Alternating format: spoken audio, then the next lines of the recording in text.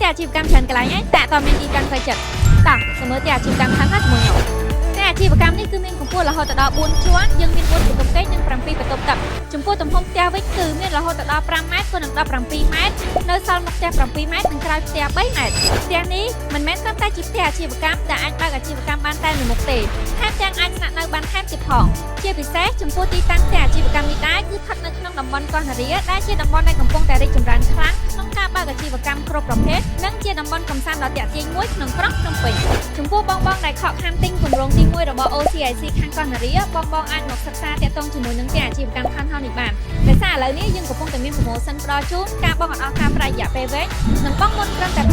តែប៉ុណ្ណោះ